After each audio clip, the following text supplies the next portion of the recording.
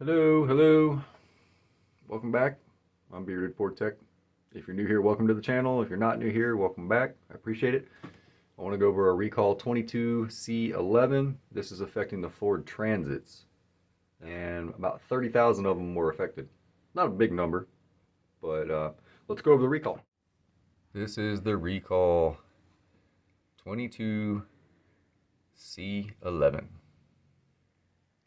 And it's the Transit's 2022 model year, built in Kansas City, built June 4th, 2021 through May 23rd, 2022.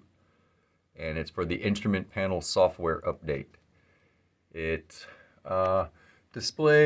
may not display properly illuminate on the vehicle startup as intended and could render safety related telltales and gauges unreadable in certain conditions.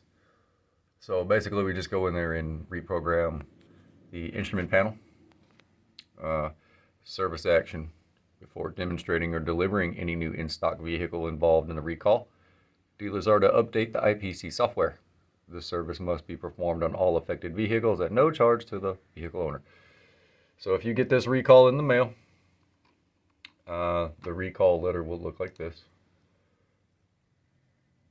This is just an example of a letter. This isn't, sample. It's going to tell you what it is. What's the issue? Instrument panel cluster display may not properly illuminate upon vehicle startup as intended. What do? In charge to update the instrument panel cluster software free of charge. It only affected like 30,000 vehicles. It wasn't a whole lot. Kind of a big deal because you won't know what's going on when you first start the vehicle. Everything will be blank.